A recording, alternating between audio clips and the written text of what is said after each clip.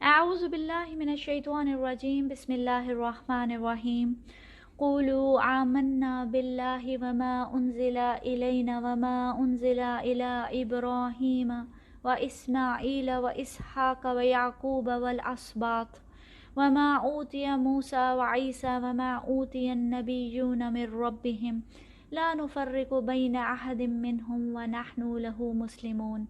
کہو ہم ایمان رکھتے ہیں اللہ پر اور جو کچھ نازل کیا گیا ہماری طرف یا بھیجا گیا ہماری طرف، اور جو کچھ نازل کیا گیا ابراہیم، اسماعیل، اسحاق، یعقوب اور ان کی اولاد کی طرف، اور جو کچھ دیا گیا موسیٰ اور عیسیٰ کو، اور جو کچھ دیا گیا تمام نبیوں کو ان کے رب کی طرف سے، ہم ان میں سے کسی کے مابین تفریق نہیں کرتے اور ہم اسی کے مطیع فرمان ہیں، مسلمان ہیں۔ السلام علیکم ورحمۃ اللہ وبرکاتہ۔ آج ہم سورہ بقرہ کی آیت نمبر 136 سے سٹارٹ کریں گے۔ یہودیوں کے بارے میں قرآن میں آتا ہے کہ انہوں نے بارہا نبیوں کا انکار کیا اور انہیں قتل کیا، پھر حضرت عیسیٰ کا انکار کر کے انہیں قتل کرنے کی سازش کی، اور اب نبی پاک صلی اللہ علیہ وسلم کا انکار کر رہے تھے، اور عیسائیوں نے بھی نبی پاک صلی اللہ علیہ وسلم کا انکار کیا، جس کی وجہ سے وہ کفر میں پڑ گئے۔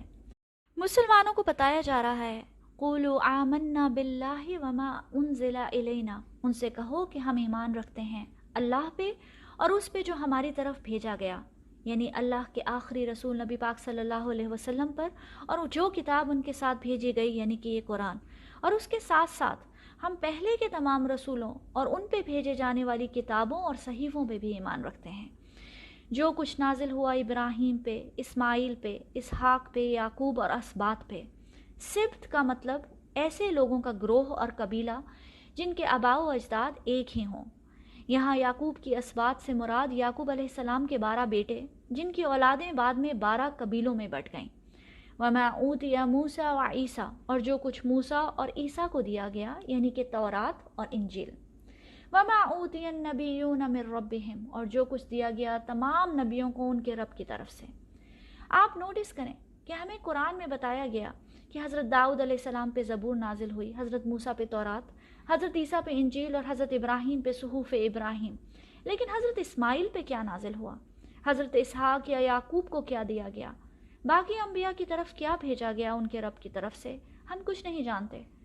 قرآن میں صرف چند انبیاء اور رسول کا ذکر آتا ہے، باقی کو تو ہم نام سے نہیں جانتے، نہ ان کی سٹوریز کے بارے میں ہمیں پتہ ہے۔ پھر بھی ہمیں یہ حکم ہے کہ ہم سب پہ ایمان لائیں۔ اس کی وجہ کیا ہے؟ آپ دیکھیں کہ آیت شروع ہوتی ہے قولوا آمنا باللہ، کہو کہ ہم ایمان لائے اللہ پہ۔ جب اللہ پہ ایمان لے آئے تو چاہے ہم کسی نبی اور رسول کو نام سے جانتے ہیں یا نہیں، ان کی سٹوریز اور کہانیاں ہمیں پتہ ہیں یا نہیں، ان پہ کیا بھیجا گیا ہمیں معلوم ہے یا نہیں، اس بات سے فرق نہیں پڑتا۔ ہم آنکھیں بند کر کے ان سب پہ ایمان لاتے ہیں بالغیب، کیونکہ ہم اللہ پہ ایمان لائے۔ تمام انبیاء اور رسول پہ ایمان لانا اللہ کی فرما برداری کا حصہ ہے۔ کل آمن باللہ وملائکتہ وکتبہ ورسلہ لا نفرق بین احد من رسلہ وقالوا سمعنا واطعنا۔ وہ سب ایمان لائے اللہ پر، اس کے فرشتوں پر، اس کی کتابوں پر، اس کے رسولوں پر۔ وہ کہتے ہیں کہ ہم اللہ کے رسولوں میں کسی کے درمیان کوئی تفریق نہیں کرتے، اور وہ کہتے ہیں کہ ہم نے سنا اور ہم نے اطاعت کی۔ پھر اس سے آگے اللہ سبحانہ وتعالیٰ فرماتے ہیں لا نفرق بین احد منہم، ہم ان میں سے کسی میں فرق نہیں کرتے۔ اللہ تعالیٰ کی طرف سے بھیجے ہوئے تمام رسول اور انبیاء ایک ہی یونٹ کا حصہ ہیں، ایک ہی ٹیم ہے۔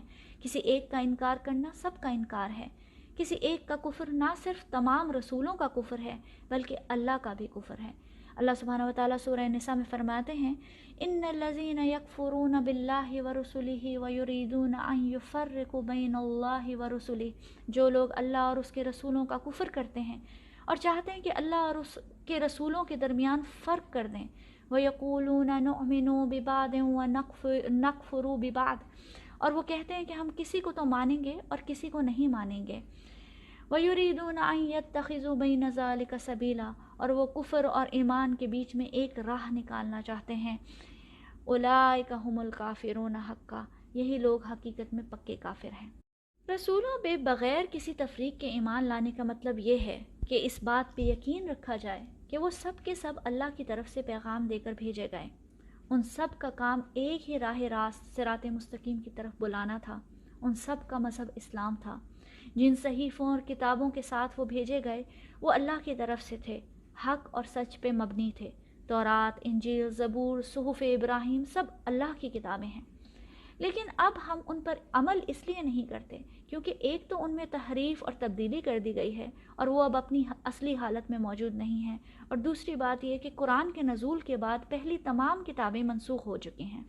پھر کچھ لوگ سوال کرتے ہیں کہ اگر تمام رسول اور انبیاء برابر ہیں تو نبی پاک صلی اللہ علیہ وسلم نے اسراء اور معراج کے موقع پہ تمام انبیاء اور رسولوں کو نماز میں لیڈ کیا۔ اس کے علاوہ یہ بھی سوال آتا ہے کہ حضور پاک صلی اللہ علیہ وسلم تمام انسانیت کے اور بنی آدم کے سردار ہیں، اور نبی پاک صلی اللہ علیہ وسلم نے معراج کے موقع پر مختلف انبیاء اور رسول کو آسمان پہ مختلف لیولز اور مختلف مقامات پہ دیکھا، تو اس کی کیا ایکسپلینیشن ہے؟ یہ اللہ تعالیٰ نے قرآن میں ایکسپلین کیا ہے۔ اللہ تعالیٰ فرماتے ہیں تِلْكَ الرُّسُلُ فَضَّلْنَا بَعْضَهُمْ عَلَى بَعْضٍ، ان رسولوں میں سے ہم نے بعض کو بعض پر فضیلت دی ہے۔ جیسے حضرت موسیٰ کلیم اللہ تھے، اللہ تعالیٰ آپ سے ڈائریکٹ کلام کرتے تھے۔ حضرت عیسیٰ کو اللہ تعالیٰ نے بے شمار معجزات عطا فرمائے، آپ اللہ کے حکم سے مردہ میں جان ڈال دیا کرتے۔ حضرت سلیمان کو سب سے بڑی حکومت اور سلطنت دی، حضرت داؤد کو علم و حکمت دی، حضرت ابراہیم کو اپنا دوست، اپنا خلیل بنایا۔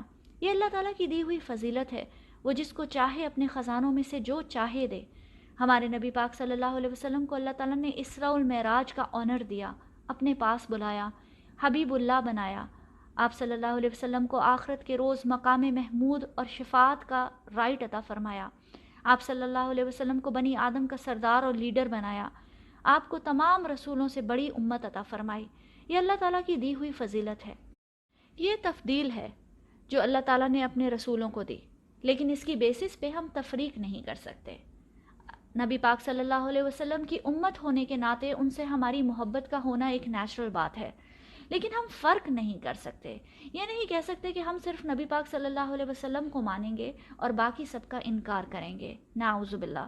اللہ تعالیٰ نے فرمایا وَالَّذِينَ آمَنُوا بِاللَّهِ وَرُسُلِهِ وَلَمْ يُفَرِّقُوا بَيْنَ أَحَدٍ مِّنْهُمْ أُولَٰئِكَ سَوْفَ يُؤْتِيهِمْ أُجُورَهُمْ، اور جو لوگ ایمان رکھتے ہیں اللہ اور اس کے رسولوں پر اور انہوں نے ان میں سے کسی کے مابین کوئی تفریق نہیں کی، یہ وہ لوگ ہیں کہ جنہیں اللہ ان کے اجر عطا فرمائے گا۔ پھر آگے آتا ہے وَنَحْنُ لَهُ مُسْلِمُونَ، اور ہم اس کے فرما بردار ہیں، مسلمان ہیں۔ یاد کریں کہ آیت نمبر 133 میں جب حضرت یعقوب کی موت کا وقت آیا تو انہوں نے اپنی اولاد سے پوچھا کہ میرے بعد کس کی عبادت کرو گے؟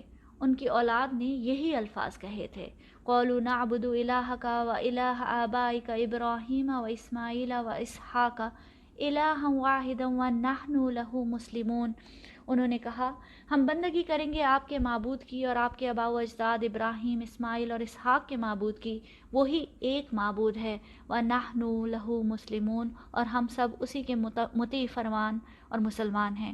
یہاں یہ خوبصورت اشارہ ہے کہ جو وعدہ یعقوب علیہ السلام کی اولاد نے ان سے کیا تھا وہ بنی اسرائیل نے تو پورا نہیں کیا، لیکن اب یہ نئی امت مسلمہ پورا کرنے جا رہی ہے۔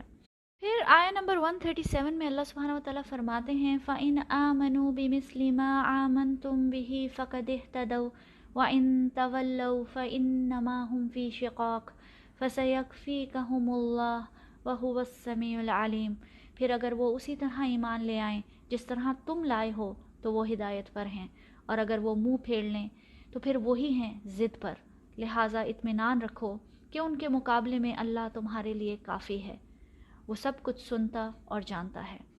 اب اس سارے آرگیومنٹ کو ایک بار پھر سے دیکھتے ہیں۔ آیت نمبر 135 میں اللہ تعالیٰ نے ہمیں بتایا وَقَالُوا كُونُوا هُودًا أَوْ نَصَارَىٰ تَهْتَدُوا، وہ کہتے ہیں کہ یہودی اور نصرانی بن جاؤ تبھی تم ہدایت پاؤ گے۔ پھر اللہ تعالیٰ نے مسلمانوں کی طرف سے انہیں کاؤنٹر آرگیومنٹ دیا کہ تمہارے آباء و اجداد جو اللہ کے سچے نبی تھے وہ تو توحید پہ تھے، تم شرک کر کے ہدایت پہ کیسے ہو سکتے ہو؟ سورہ توبہ میں آتا ہے وقالت اليہود عزیر ابن اللہ وقالت النصارى المسیح ابن اللہ، یہودی کہتے ہیں کہ عزیر اللہ کا بیٹا ہے اور عیسائی کہتے ہیں کہ مسیح اللہ کا بیٹا ہے، جبکہ مسلمان تو توحید پر ہیں، ابراہیم علیہ السلام کے طریقے پہ ہیں جو مشرک نہیں تھے۔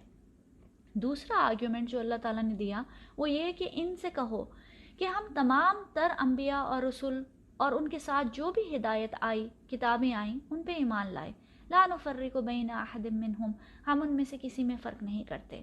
لیکن اہل کتاب نے تھرو آؤٹ ہسٹری رسولوں کا انکار کیا، انہیں قتل کرنے کی سازشیں کی، تو وہ ہدایت پر کیسے ہو سکتے ہیں؟ پھر اللہ تعالیٰ فائنل آرگیومنٹ دیتے ہیں اور کہتے ہیں فَإِنْ آمَنُوا بِمِثْلِ مَا آمَنْتُمْ بِهِ فَقَدِ اهْتَدَوْا، پھر اگر وہ اسی طرح ایمان لے آئیں جیسے تم لائے ہو تو وہ ہدایت پر ہیں۔ یعنی یہ بھی اگر حضرت ابراہیم کا اصل طریقہ توحید اختیار کر لیں اور اللہ کے تمام انبیاء اور رسولوں کو پہ بلا تفریق ایمان لے آئیں، خاص طور پہ آخری نبی صلی اللہ علیہ وسلم پہ ایمان لے آئیں، تبھی یہ ہدایت پر ہیں۔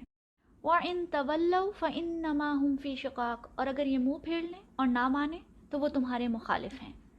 شقاق کا لفظ شق سے آیا ہے، یعنی ٹوٹ جانا، شق ہو جانا، کٹ جانا، دو حصوں میں بٹ جانا، خلاف ہو جانا۔ یعنی کہ اگر یہ لوگ تم سے منہ پھیر لیں تو یہ شقاق میں ہیں، اللہ اور اس کے رسول سے کٹ گئے ہیں، اور یہ مسلمانوں کی مخالفت پہ ہٹ دھرمی سے اڑ گئے ہیں۔ پھر اللہ تعالیٰ اپنے نبی صلی اللہ علیہ وسلم کو اور مسلمانوں کو بہت خوبصورت تسلی دیتے ہیں، فَسَيَكْفِيكَهُمُ اللَّهُ، ان سب کے مقابلے میں اللہ تمہارے لیے کافی ہے۔ یعنی وہ جو سازشیں کریں، کوئی پلانز بنائیں، کوئی ریشہ دوانیاں کریں، اللہ ان کے خلاف تمہارے لیے کافی ہے۔ بہت بڑی تسلی ہے ان الفاظ میں ہر اس مسلمان کے لیے جو اس مشکل وقت میں اللہ کی راہ پہ چل رہا ہے۔ اس راستے پہ چلنا کبھی بھی آسان نہیں تھا، لیکن آج کل کے دور میں اسلام پہ چلنا اور بھی مشکل ہو گیا ہے۔ انس بن مالک رضی اللہ عنہ کہتے ہیں کہ رسول اللہ صلی اللہ علیہ وسلم نے فرمایا، لوگوں پر ایک ایسا زمانہ آئے گا کہ ان میں اپنے دین پر صبر کرنے والا آدمی ایسا ہوگا جیسے ہاتھوں میں جلتے ہوئے کوئلے پکڑے ہوں۔ جیسے نبی پاک صلی اللہ علیہ وسلم کے دور میں مسلمانوں کو ہر طرف سے مخالفت کا سامنا تھا، مشرکین مکہ، مدینہ کے یہودی، ارد گرد کے عرب قبیلے، رومنز، ایسے ہی آج کل بھی مسلمانوں پہ ایک مشکل دور ہے۔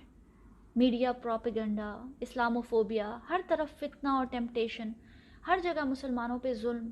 اللہ تعالیٰ فرماتے ہیں فَسَيَكْفِيكَهُمُ اللَّهُ، ان سب کے مقابلے میں اللہ تمہارے لیے کافی ہے۔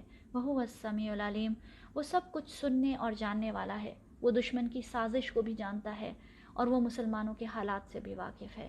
السلام علیکم ورحمۃ اللہ وبرکاتہ۔